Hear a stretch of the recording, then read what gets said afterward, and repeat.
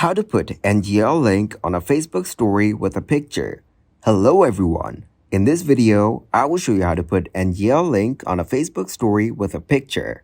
To start the process, open your NGL application in your mobile device. Now copy the link from here.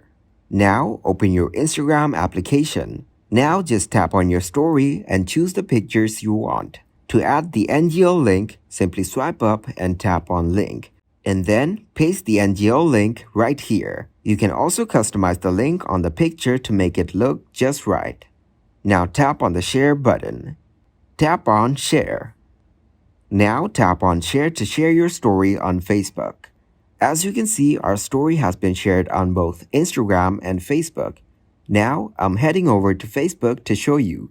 As you can see, our NGL link story has been shared on Facebook with pictures.